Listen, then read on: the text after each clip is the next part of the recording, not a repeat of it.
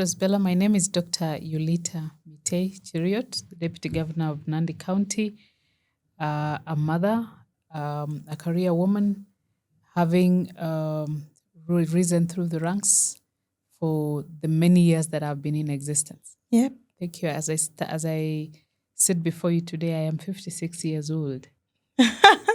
That is an interesting one because many women don't want to talk about their age. If I don't share my age, you wouldn't know the grace of God that is upon this woman. Oh, beautiful. I like how you put it. Thank you. So beyond what you've just mentioned, what are you up to? What have you done? You've mentioned coming through ranks of career. How have you, risen? Where did you start from? Where are you at? What have you, passed through? I was born as a fifth born in a family of 12 to Mzee Peter Mitei and Pauline Mitei, back then in Trans Nzoia. And I went to Ngonyek Primary School and later went to St. Bridget's Girls High School from Form 1 to Form 6, and then joined Kenyatta University to train as a teacher. I trained as a teacher of chemistry and mathematics, and I graduated in the year 1992. Actually, 1992 was my last year. The graduation came in 1993. 1993, I was teaching in a school in Nandi County called Ndurio Secondary School. I taught there for 1 year and then went back to pursue my master's in chemistry at the Kenyatta University. 1996, I went back to TSC and I was posted to Kabete Technical Training Institute, where I served as an assistant lecturer there, teaching analytical chemistry. Shortly after that, an opening came up in Moi University, the Department of Chemistry in Chepkoilel campus of Moi University then, and I got an opportunity to serve as a tutorial fellow, and I joined the service there in November 1999. Mm-hmm. And so I have worked in academia from that time to end of 1999 to 2017 before I exited to go into politics. Mm-hmm. But in between, I got a chance to further my studies, and I did a PhD in chemistry, which I did in the University of Botswana, Mm-hmm. with an opportunity for a sandwich program with the Leibniz Institute of Biochemistry in Germany. Mm-hmm. And so the last 9 years, I have served as the Deputy Governor for the great people of Nandi County, serving under His Excellency Governor Stephen Sang. It's an opportunity that I consider a privilege to have been given to serve this nation in that capacity. It's a space within which I have grown to appreciate what happens. Usually you hear adages in politics where you say vitu kwa ground ni tofauti. You realize that the world of academia sort of removes you from the real things that are happening on the ground. Mm-hmm. But a political platform gives you an opportunity to engage, gives you an opportunity to interact with the public. It also gives you an opportunity to understand where the shoe is hurting. Thank you. That's a beautiful journey of resilience. And as you are taking us through it, I'm wondering, at what time do you now call yourself a parent? And I can see you clearly go from step downwards, upwards, and up. Does it at all have an effect on how you are, leading or how you are climbing up your career ladder? Allow me to say that when I finished my PhD, I got into serious dating and got married. Interesting. After PhD. There, and a year later, my firstborn arrives. Beautiful.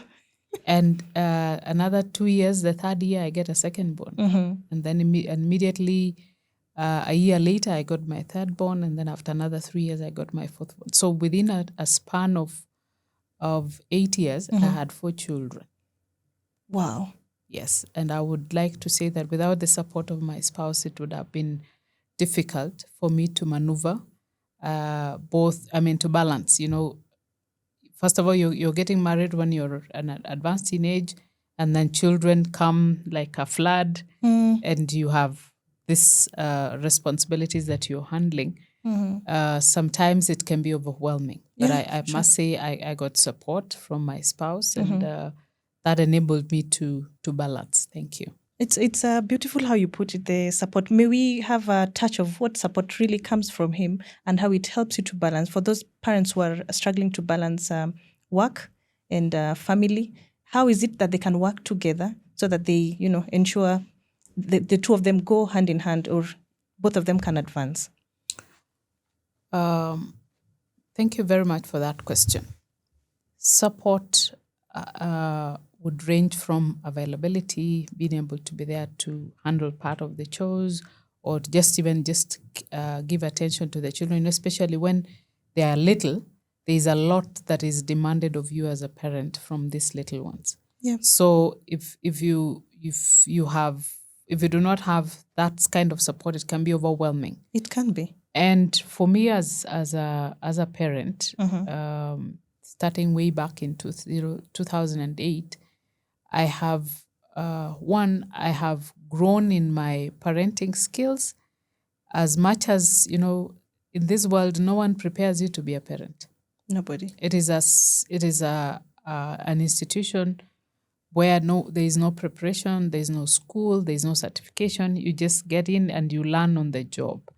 And I must say, some of our own experiences when we were growing up have largely influenced how we raise our children. Yeah.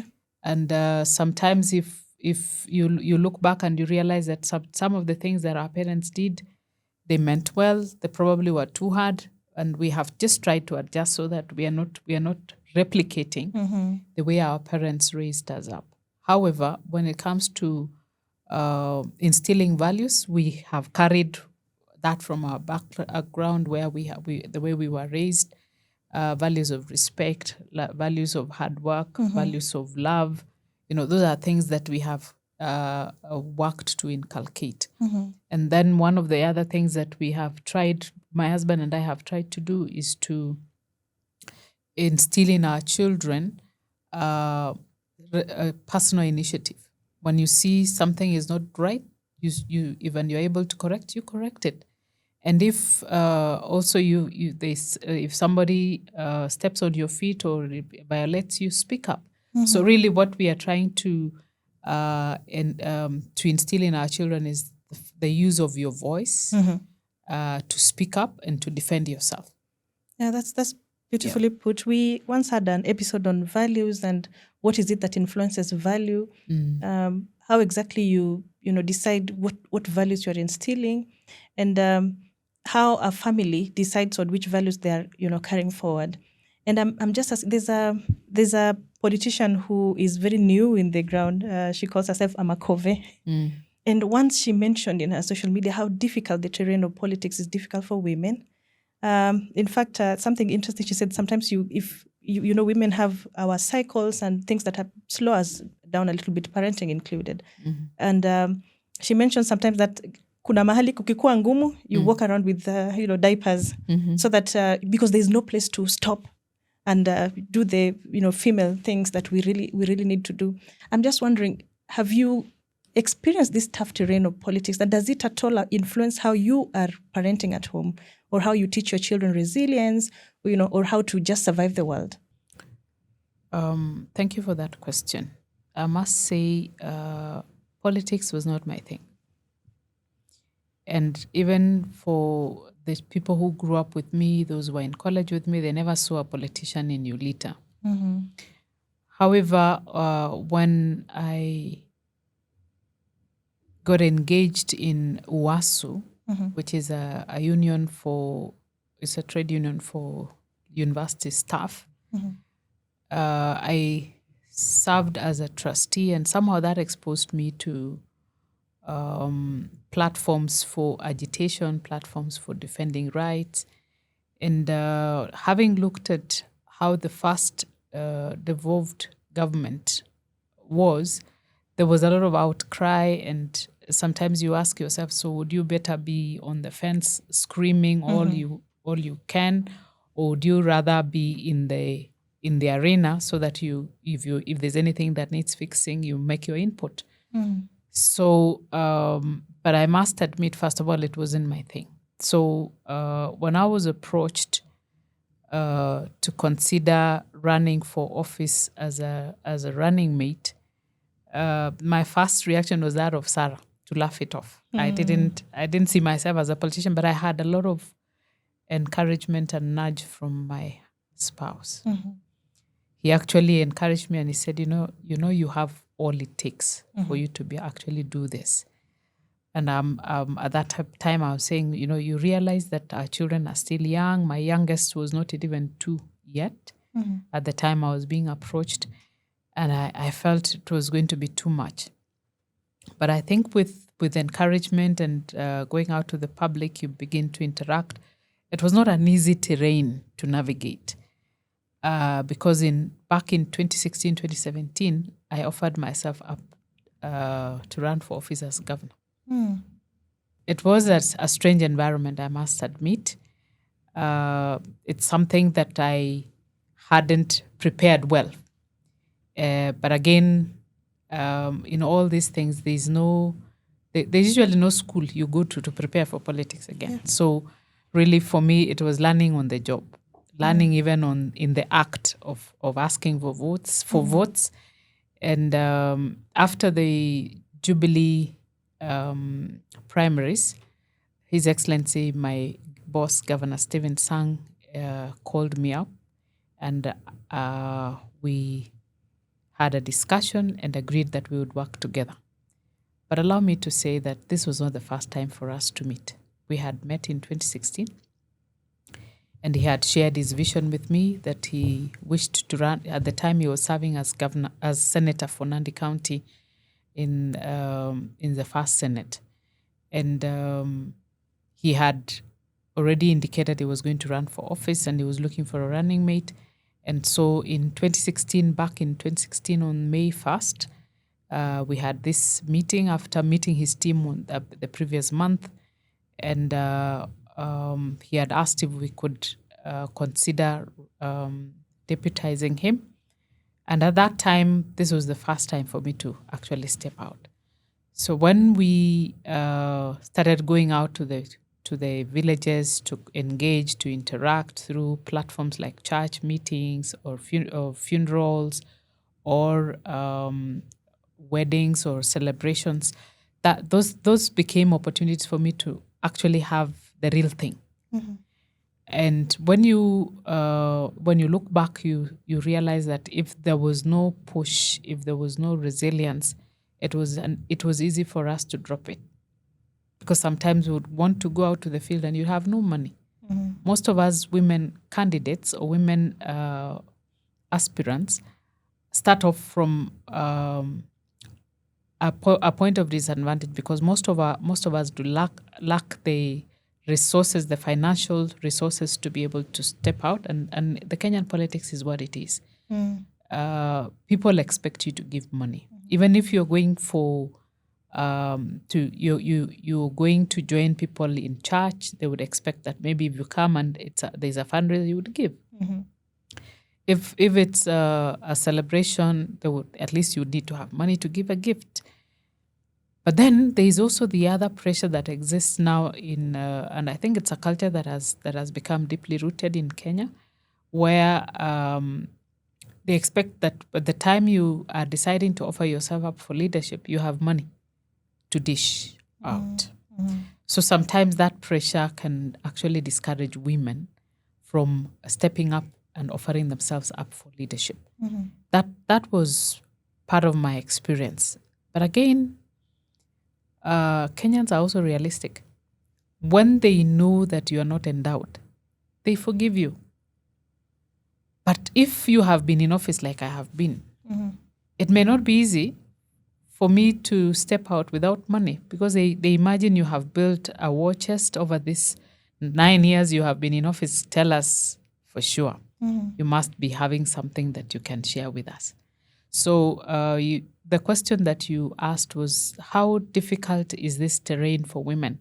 Yes, if you're a mother and you're a wife and now you're a politician, each of these responsibilities have a strain on you. So if you do not have a balance, you can easily lose it. And part of what I credit myself in the first time when we got in and my children were still a lot younger, my husband stepped in to fill up a lot of the space, because again, this political space is quite demanding. Sometimes you are out so many hours, so you can lose your children along the way because you're not there. But for both of us, that stepping up, when he stepped up so that he can cover for both his and mine, helped us to be able to, to still steer this young family to a level now where we have teenagers in the house. I have an 18-year-old. She's turning 18 in December. And then I have a 15 turning 16. And then I have a 14-year-old. And then I have an 11-year-old.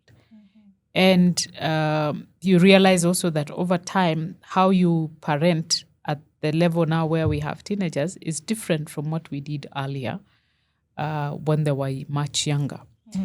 Now, the most difficult times have been when they were much younger and their immunity has not been properly developed. And then you have childhood illnesses coming up every now and then. But we are excited. Right now, we can actually do a whole 3 months without having to go to hospital. And even now, whatever we are experiencing, vitu tu za kawaida, homa, ya kawaida tu. And now we've even learned that some of these things, you don't even go to hospital. You just manage with home remedies and you're done. You're done. Thank you. As you were talking, I picked on you going to the smallest unit of the society, which is the family, when you went to funerals, when you went to churches. So you are able to, see what parenting portrays in people.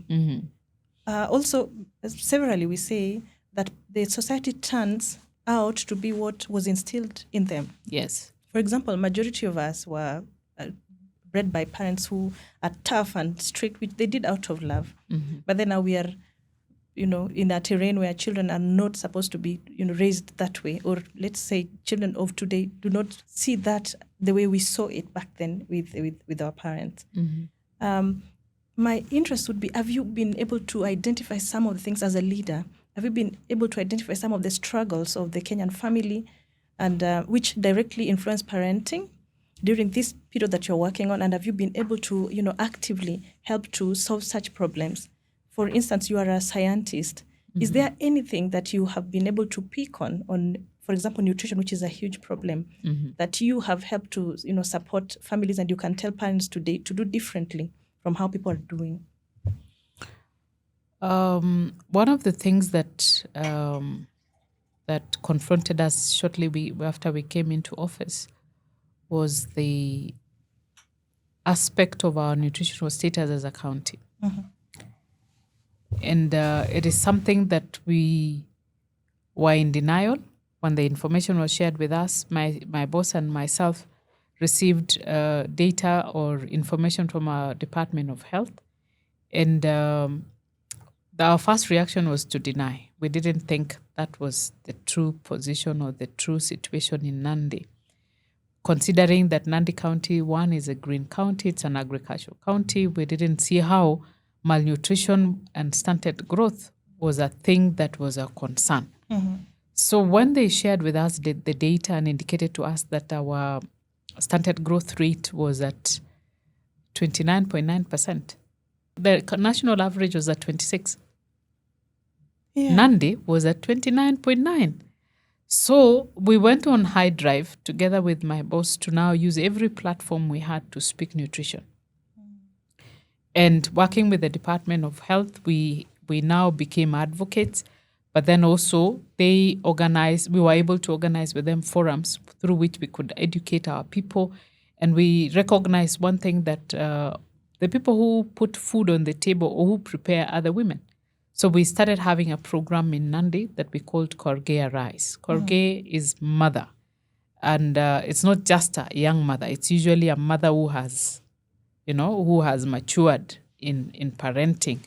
So we were challenging ourselves as women to step up Korge, Arise. Step up so that your family can thrive, so that your family can grow, so that your family can be well fed. So we started that program back then in 2018. And through that platform, we were able to do nutrition education to our women.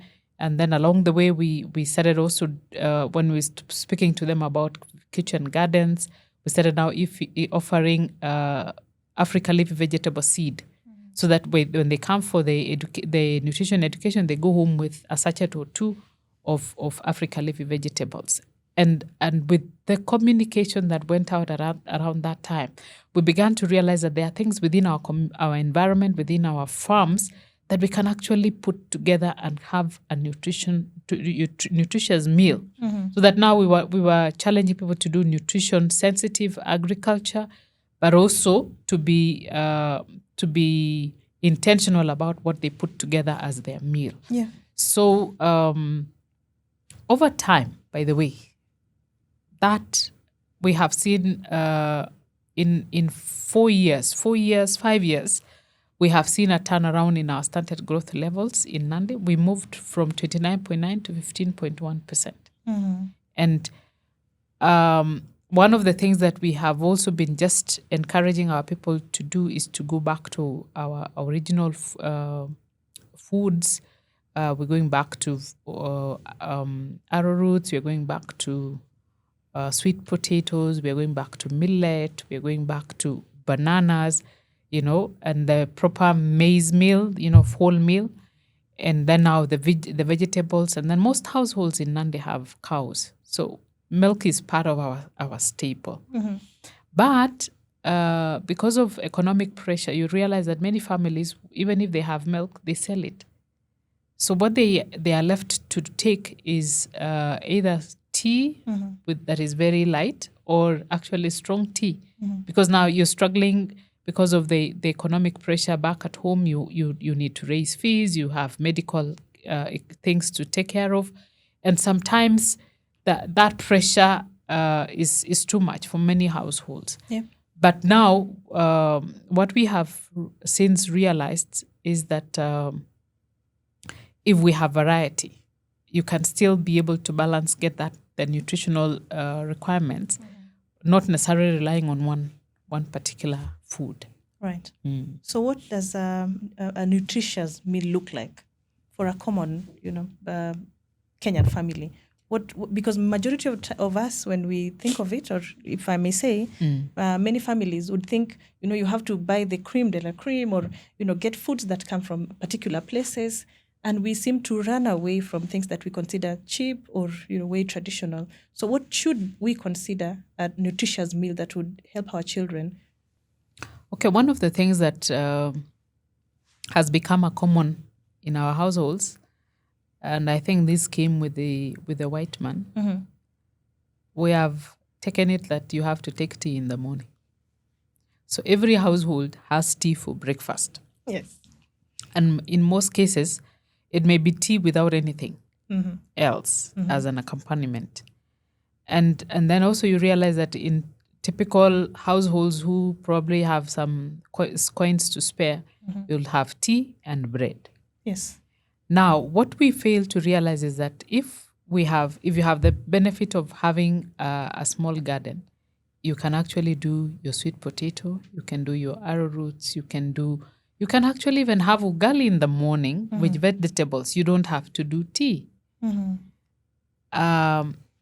The most important thing for us to recognize is that we have different food groups where you have vitamins, you have the proteins, and you have the carbohydrates.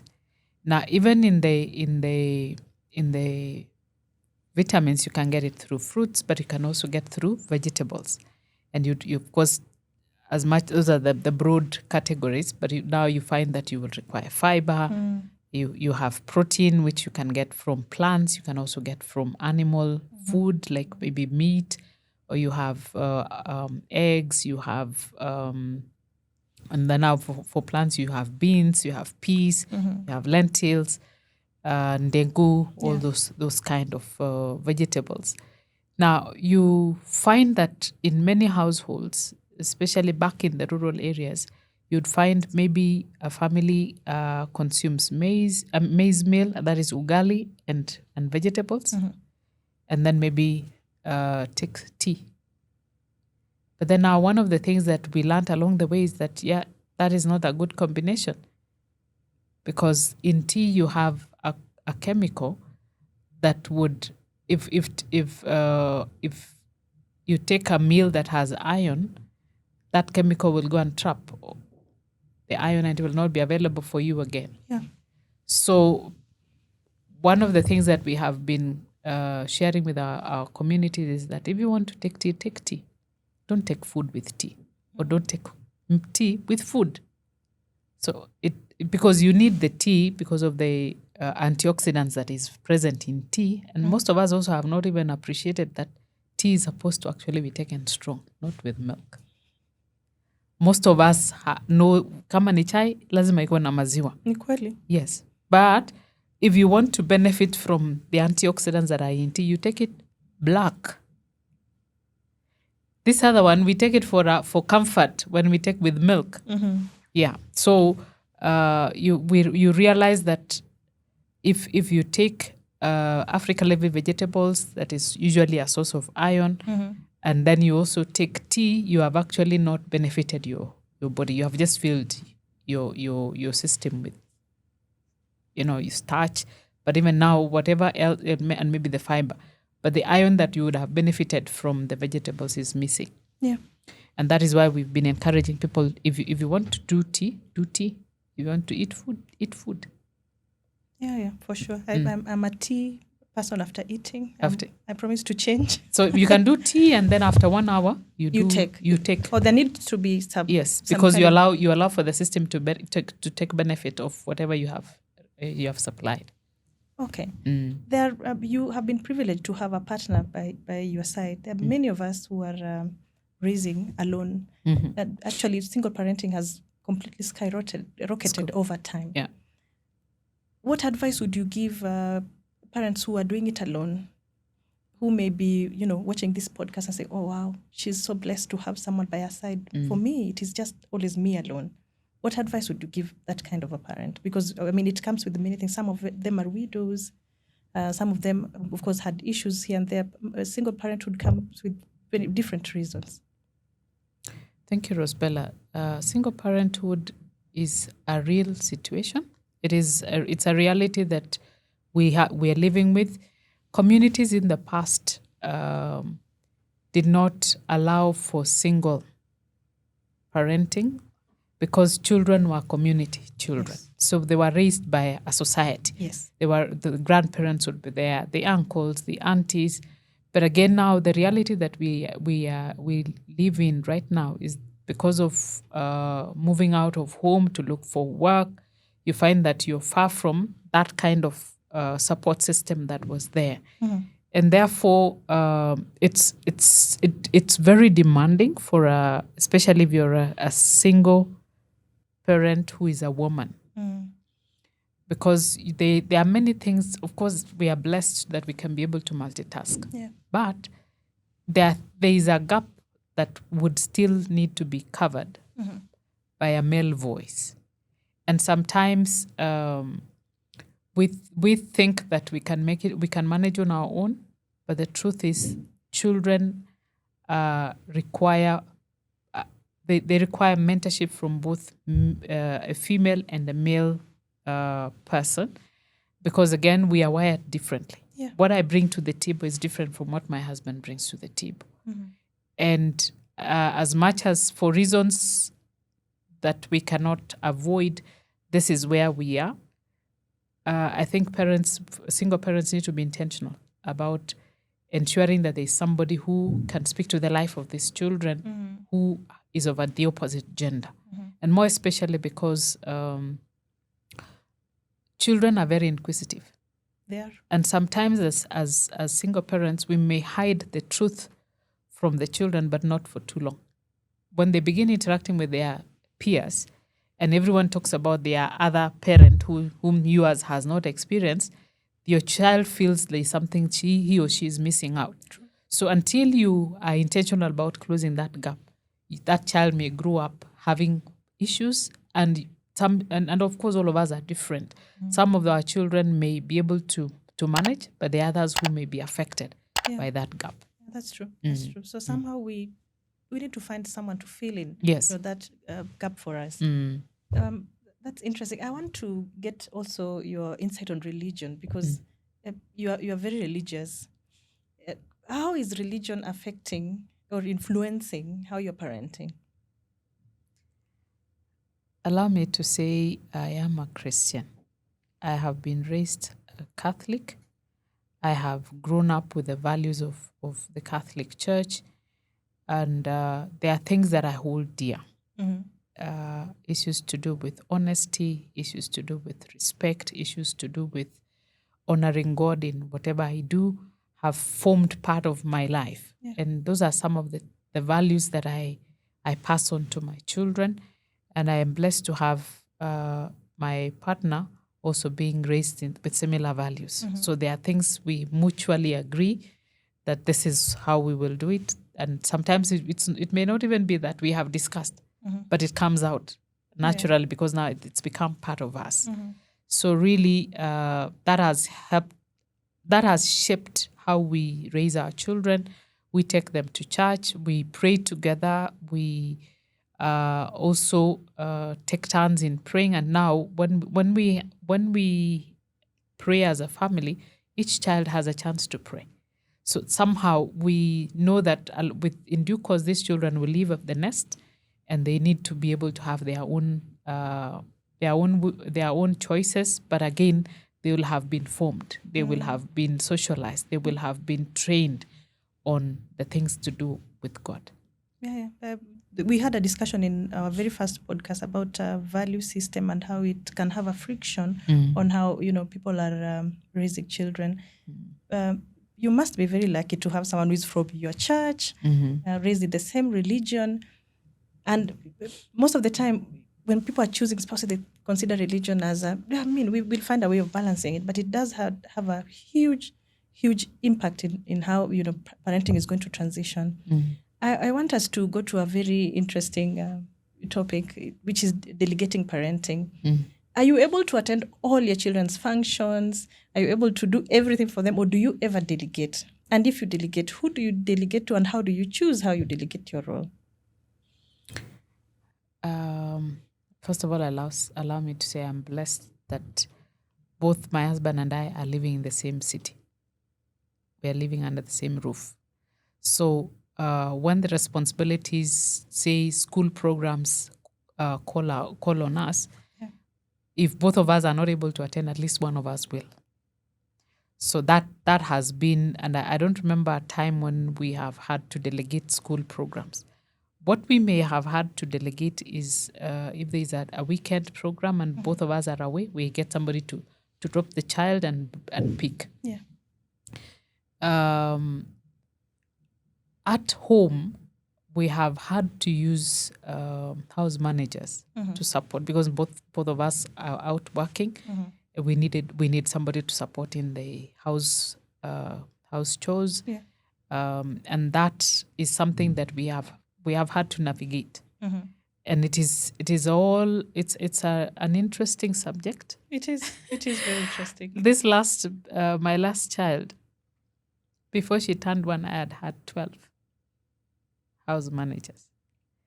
And so I understand every mother who has little children. I know it is not an easy season, but you will, I want to say, you will surmount. You will come through. Absolutely. It's if we have gone through it, anybody can. Everyone 12 can. in 1 year. Well, people go through more than that in just months. Yeah, and it's it's fine. I like it that majority of the roles you've been able to come in where your husband is not able to come in. You come in, and when he's not able to come in as well, you're able to come in. There are parents who are raising children who are born differently. I know you are passionate about that. What do you advise parents whose children did not come out as they thought they would come out? First of all, I've had the privilege of being mentored on matters disability. When I was still at the university, I was given the role to chair disability mainstreaming at the university. And my boss then, Professor Akenga, sent me and another person to go and attend a workshop that helped us open our understanding about disability and what it is and what it is not. And I'd like to say that disability is not a sickness. Sometimes the kind of mentality that most of us have is that when you see a person who's able differently, we imagine they are sick. However, this is somebody who is challenged. This is somebody who has barriers. So basically what we as a society need to do is to work to see how to alleviate the barriers, minimize the barriers, enable this person to be able to exploit their potential. Most of us as parents, when our children are born and they don't turn out well, we are traumatized. The community has not helped either. They also continue traumatizing us. Yeah. So really what I would like to say is that probably as a society, we need to step back and allow ourselves to be sensitized. Sometimes because we are not sensitized, so we don't even understand that world. We don't understand what this is, and we don't know how to handle it. But once you have understood, you realize that your role is just to offer a shoulder. Your role is minimize barriers. If somebody needs an aid, for example, they need a walking stick or a crutch, you avail it. If it's a wheelchair that this person requires, you avail, and this person is able to move around. They are able to get their things done. You look at in Kenyan leadership right now, you have persons abled differently who have been offered leadership positions, and they're doing very extremely well. Yeah, the MP for Westlands, Wanyonyi, is a wheelchair user. And then the other thing also, we also need to remind ourselves that all of us are candidates. We are. Yeah, when I was going through that workshop, for me, it hit me for the very first time because I didn't even know that epilepsy is also disability. I have a brother with epilepsy. I didn't know that and my sis at that time had undergone 2 surgeries. She had multiple myeloma, brain tumors. She had been to theater more than once, and that somehow part of her nerves had been touched, and now it had affected her balance. Yeah. So it's when I think for the first time I realized I also have people with disability in my home. And I think we are not speaking enough about disability for people to be able to understand, so that they can be able to respond appropriately, so that we are able to offer the empathy and the support that is required. Yeah. Yeah.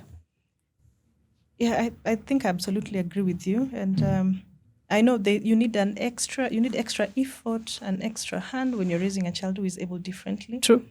And I think God gives us children who we are capable of caring for. And at the end of the day, we must consider ourselves blessed to have them, because they only have us. They don't have anyone else. But then I wanted to ask you another very interesting question. You're raising 4 children, 4 girls. I know girls and the way we can be. This means you're raising 4 personalities at a go. How are you maneuvering that? How is it for you? I mean, you also have leadership on the table. How are you balancing this, and how are you raising them? Yes, I have 4 children, each unique. Some are very loud, others quiet. So what we have tried to do, my husband and I have tried to do, is to treat each child differently as they come. And allow also for them to be themselves. Yeah. So that you're not trying to fix or to shape somebody in a character or in a personality that is not theirs. In this space of politics, we have not allowed our children to come to engage with politics. So they are yet, we have shielded them. They have not been on the forefront. They have not been on the receiving end on matters, social media or anything. Yeah. So it's one of those. But of course, now that we have teenagers, very soon they will be on their own and they will be exposed. Yeah. So part of what I know is a conversation we are yet to have is to prepare them now for that season when they will have to, when they will be receiving the negative comments from people. Of course, you as a human being, not everyone will like you. No, not So, and as a politician, you will have those who are for you and those who are against you. for sure.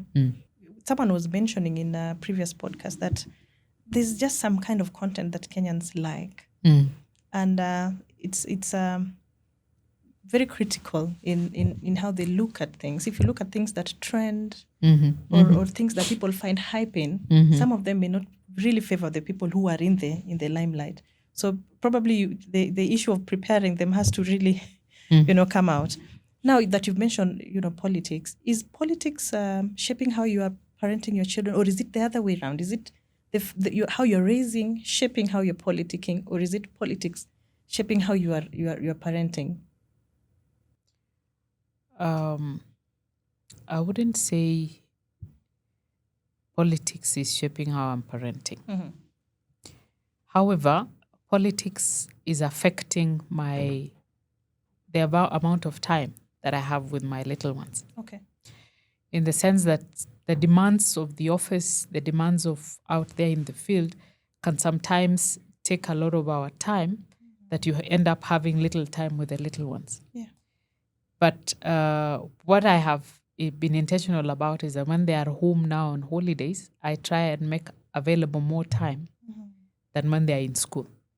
So that now, because again, there are things that they go through and you miss to notice, you'll never know how to respond because you're not even aware they happened. So it's one of those that I have to be intentional about, so that I make time. Some situations require you to be away from home and you cannot do anything about it. But once in a while you interact on phone just to catch up on each other and to wish each other well. That is part of how we do it, so as to just you don't lose track of each other. Yeah, I like that you're intentional about ensuring communication is there between you and your children. Are there strategies that you think would help us protect our children in the digital space? And also just, generally, because we've been having, issues of children being abducted. We've had bullying online. And it's just a tough terrain for children today because they're not being raised like we were raised. Their environment has completely expanded, and what they're exposed to, is also becoming so much. And we've had many countries, now locking children out of the internet through policies. What strategies do you think would help us protect our children? One of the things that we cannot run away from is that we are living in a digital era, and there's a lot of access to information. But again, with that access to information, we are also we are open to cyberbullying. Yeah. We are open to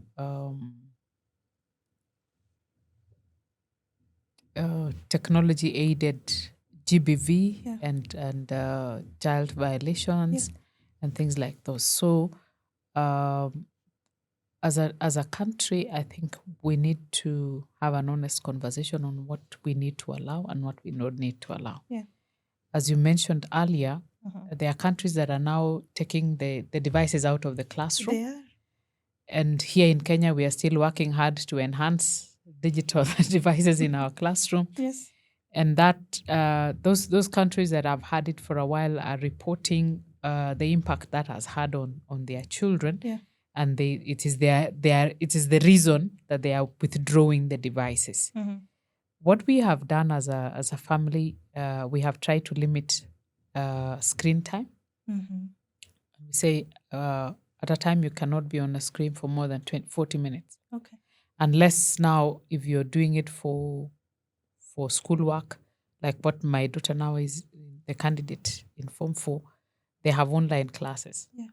So definitely that will be more than 2 hours Yeah. in a day, because now they have classes from 8 to 9:30, and then actually to 10, and then from 10:30 to 12:30. Then they have another class from 5 to 7 in the evening. And you find that this is for academic work. But then those, if these children are not using it for academic, they're using it for social. If they want to follow up on TikTok, they want to to watch stories and those kind of thing, and dances. You find that for those of us who were raised those days, we had a lot of outdoor activities. Our brains were engaged. Now this other one here, unfortunately, is so limited, and it's affecting our children negatively without us realizing. So sometimes we think that maybe a child is difficult, especially the little ones. You give them a phone, or you put a TV on, and then they are on TV for hours. And then now, because there is nothing to regulate, sometimes you find that our children are exposed to too much radiation, too much screen time, and it affects them along the way. Yeah. I think that's very true. In fact, many people don't understand, but having a child, also if you look at the kind of content that we have today, they're quite rushed. If you look at a cartoon, it's a scene after another in very quick, format. Succession, yeah. So most of our children are not able to concentrate for quite a long time, and they get very irritable when now you want them to concentrate for such a long period. We need to keep them off the screen. I mean, there are many beautiful things that they can get from this. There are people who have taught children, how to speak better from their YouTube channels. We have very good channels that can help children, but keeping them on the screen for such a long time does have a true impact in what they become, even in life generally. True. I want to run back to science. You are a scientist. Yes. How is the world of science for women? When I went to school, we didn't have as many women in STEM. But over time, I think that number has improved. You'd be surprised to learn that among the graduates who are coming out of our universities currently, beyond first degree, second and third degree, most of our graduates are women. Wow. The women have so risen up to the extent that if we are not careful, the boy child will suffer. It's a very interesting, I was in the University of Eldoret graduation in 2025. And I watched as they came forward to be conferred their PhDs, their masters. Most, actually over 80%, were women. Beautiful. Of course, there were different fields, but one thing I am excited is that more and more women are finding it, they're finding it in their heart that they can actually explore science. Yeah. When we were growing up, it was made to look like science was so tough. And therefore, many girls shied away from science out of just stereotyping. It was not the real thing. And those of us who wanted to, to challenge ourselves decided that is what we will want to do. I mean, that's what we will do. Like when I did my A-level, my best performing subjects was biology and math. I didn't perform as well in chemistry. Yes. But when I went to the university in KU, if you wanted to do biology, then biology was split into two. It would be botany and zoology. But I wanted to do math. Right? So I decided I dropped biology so that I can now do chemistry and math, because for my A-level I had done chem, math, and bio. Yeah. So, and then even as I was doing both my in my undergraduate when I was doing chemistry and math, somehow the one that I found challenging was chemistry. It's not because I liked chemistry. It was more challenging than math. Yeah. And that is why I decided to pursue a master in chemistry and later on a PhD in chemistry. So I think part of what finally comes through is how you are motivated yourself. If you want something that you are you're geared to challenge, then you have convinced yourself, or you have made up your mind that yes, this is what I'll go for, you will succeed. Okay. So it is possible, or let me ask, is it possible to still be a scientist, remain feminine, raise a family, and still, become the soft woman that we are? Does it bring out masculinity somehow? I haven't seen it that way. Even though I know when I was doing my master's, in my class we were 4 and I was the only female. But somehow, because of the resilience and the stretching that the men are able to do more than us, they were actually able to pull me, because now I could not study on my own. I needed their team spirit. So they helped me to stretch, something that I probably may not have had, but I benefited from working with them, right? So and then also then around that time, science was still male dominated. Yes. Right? So and you don't also want every time to be looking for excuse or to be expecting to be I don't know what to use. I mean, there's no babying when you get to that space. You just have to up your game. Let me ask a controversial question. You got married after PhD. Yes. Was it something that you decided? You said, okay, for me, it has to be my school first, then marriage later, because probably maybe you may have considered marriage and family as a drawback, or is it something that just happened? It's both yes and no. Immediately, when I was in the university and I was coming to the close of my studies, then I had this challenge of coming from a community that was scared of women who had gone to school. So you want to stick to your community for marriage, but the men you have interacted with in the university do not think that they can work with or they can handle an educated woman.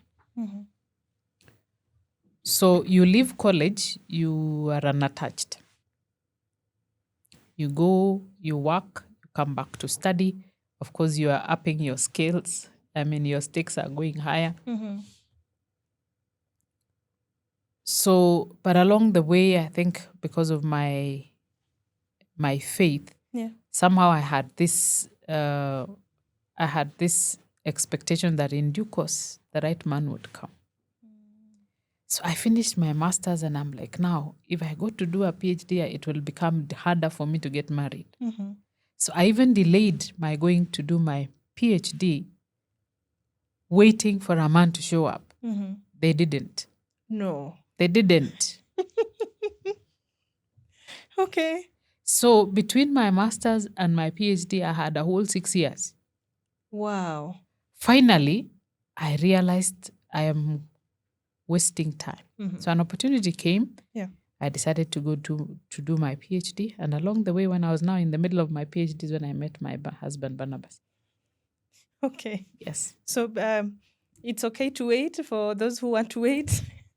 It is also fine to get married in between. I mean, she has managed you can get married early. There is no problem. Yeah. The only difference is that you're getting in when you're at your prime. You're getting in also when you have a lot of energy, and you can. I mean, you grow together with your children. Yep. When you get married later in life, like we did, the advantage you have is that you somehow know where you want to go. Yeah. and you are more mature. Yeah, and possibly by then you also have finances that can help you to maneuver your parental roles and other responsibilities better. Yes, so there is advantage in both. Yeah. And then also, of course, our bodies are wired differently. Some of us, our biological cycle or our biological clock ticks too fast. Yeah. Yeah. So it's not the same. Like if it worked for Yulita, it doesn't mean that it will work for everyone. Yeah, because I was getting married at 37. Wow. Yes. Wow. And my last born I got at 45. So sometimes you're told, oh, you are already in 40, you can't get children. I got my last born at 45. That's amazing. It is amazing because many people think by then you are not capable. I mean, I've sat in rooms where people say the quality of eggs continue to deteriorate as you grow up and as you near menopause. So by the time you are hitting around 45, you are likely to have a child who has defects. So it is doable. I mean, it is a conversation that people mention a lot of time.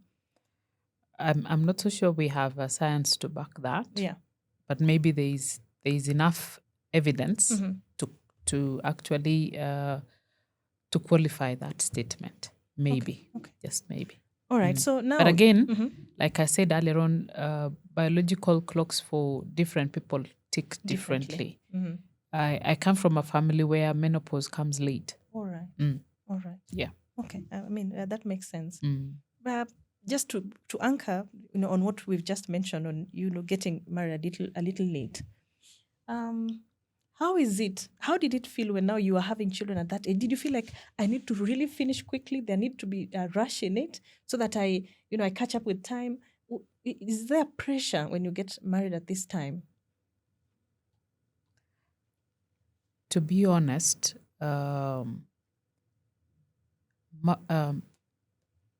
carrying babies is a strain. It is. And it is, I mean, it can have a toll on your health. It can have a toll on how you are able to carry on. Yeah. So again, all of us being unique, if your system says enough is enough, just kubali tu, bow. But it is possible that even if you were to get married or you start having children late, it is possible to have more than one child. It is. Depending on how your body is. And then also one of the other things that I've realized is that it's not automatic. I have people who have not used any contraception, but they have not been able to have more than one child. Yeah. Because their system is just prepared for one. Okay. Your journey is a beautiful journey of resilience. There's still family inside it, which makes it more beautiful for us as parents group and people who are parent, forward. I'm interested in getting your knowledge on. Are you continuing to scale or you're ending at this career wise? If you've listened to my story, I've always wanted to break ceilings. Okay. And I think where I am currently, having served in this space for 9 years, now 10, has been one. It has been a space where I have. I think I'm trying to look for the right word. I'm no longer the classroom teacher, but I remain a teacher at heart. And there are things that I have learned serving as a deputy governor that I wish I could get a platform or an opportunity to implement in the office of governor. There's a lot that you've learned from it. And I mean, based on what we've discussed on parenting, clearly there are things that you see from the eye of a parent that would probably benefit the people who are parenting within Nandi.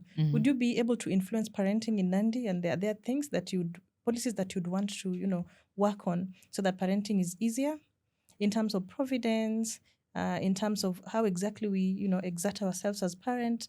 Is there anything that you'd want to change when you become governor? One of the things that I want to bring out is that even before I become governor, I'm already doing something. Mm. We have a program that we started off in 2020, actually in 2017 October.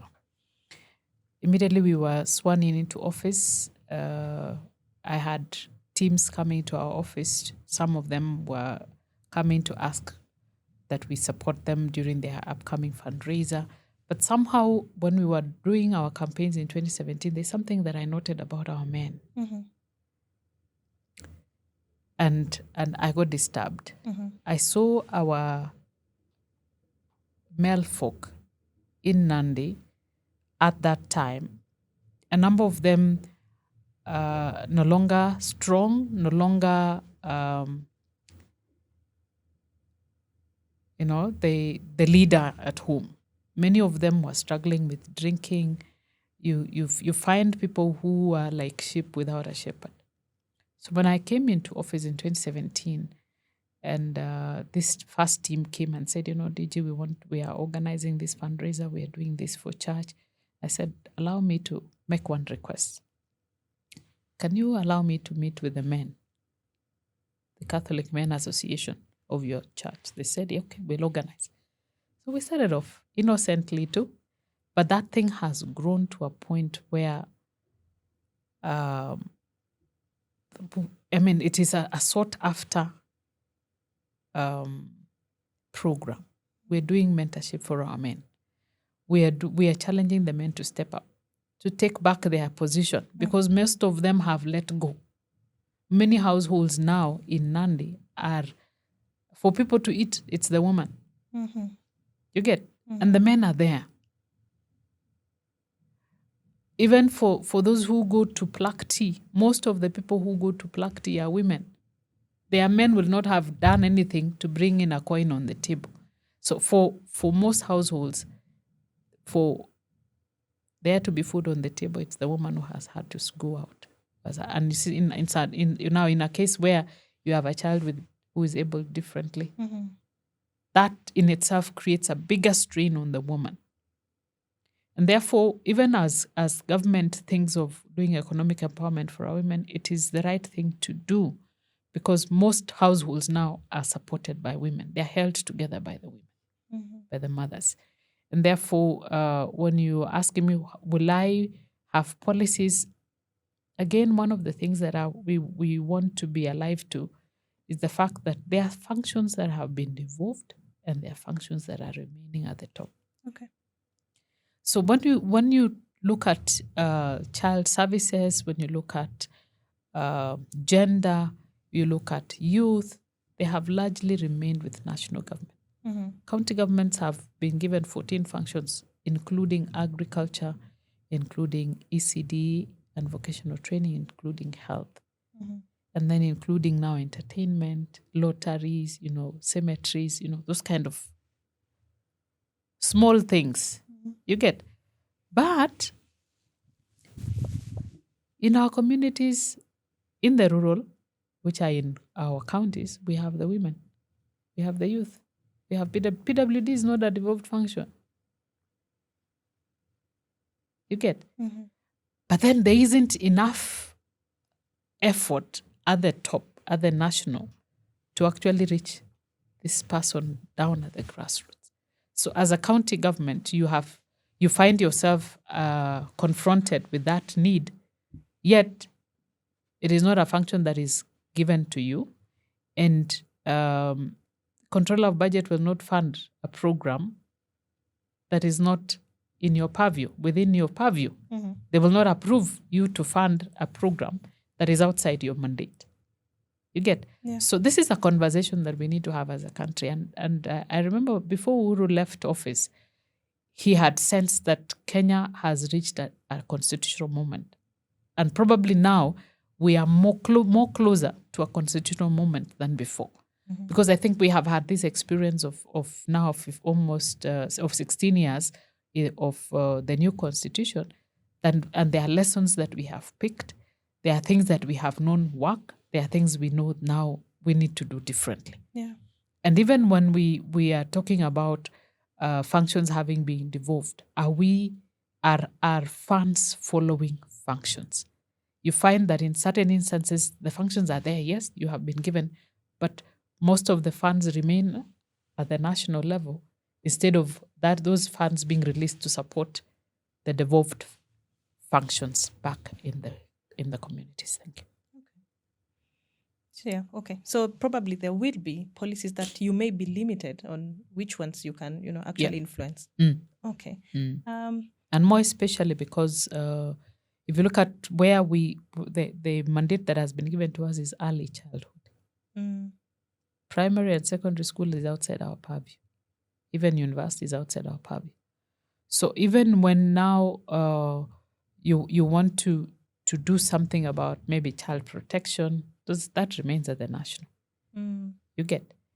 So, but it doesn't stop us at a personal level influencing through programs that I mentioned earlier on, of Ngosapka. Ngosapka is let the home thrive. And basically when we started off that program, we wanted to challenge the man to step up and come back to his position. Okay. Yeah. So for early childhood, I mean, that is the most critical part of a child's life. In fact, they say the first 1,500 days are key in forming who a person becomes. There's a lot of influence on parenting, because I have been to the village, at least from my side, and one of the most underrated part of education is that very low level. I think there must be challenges, policies that can be put in place to ensure that that very particular part is well touched on, and that parents understand what exactly to do to make sure that children hit what they're supposed to hit by then. We are struggling with foundational learning. Children as old as grade 7 are still not capable of reading or writing or even identifying, sounds.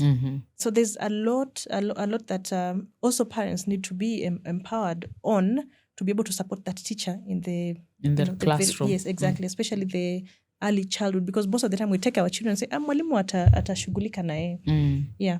So I'm really hoping that something can be done for the people of Nandi based on that particular level of education, and also to help parents understand how critical that stage is for children.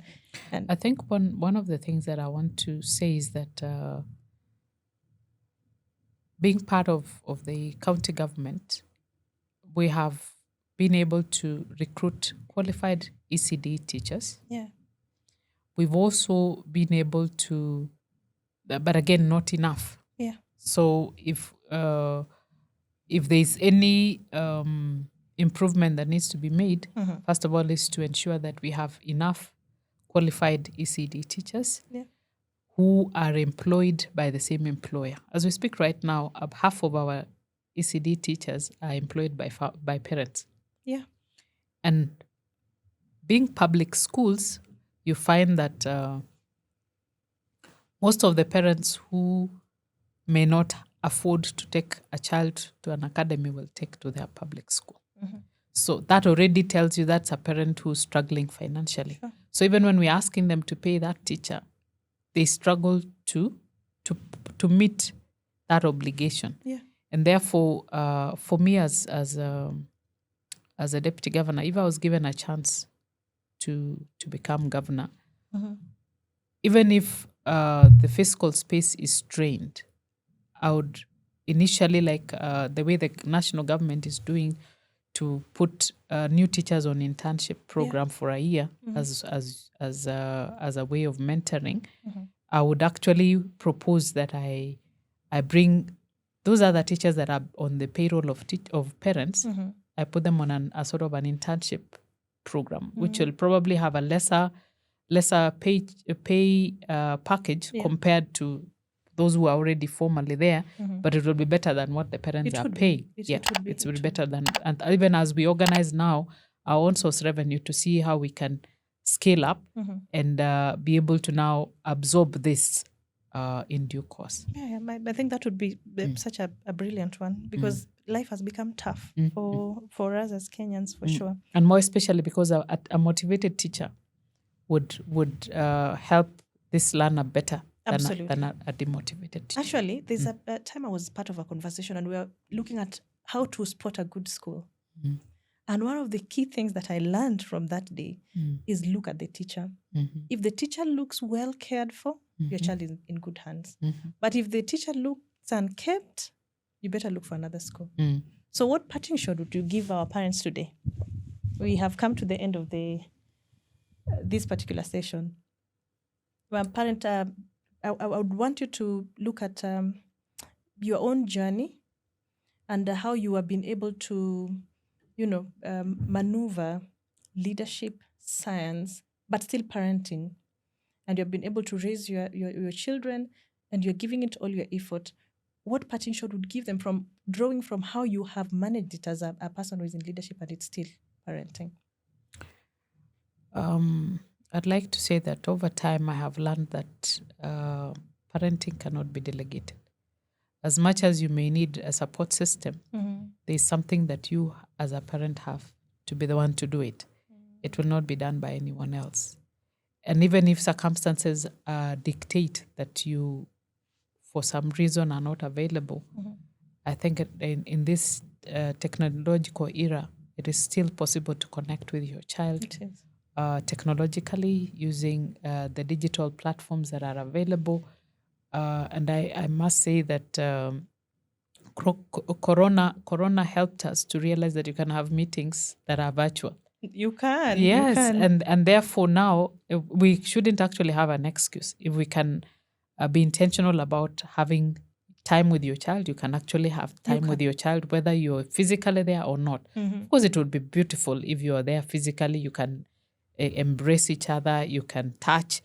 But if circumstances are such that it is not possible, then you can still do it virtually. Thank you so much, Dr. Yulita. It was beautiful to have you.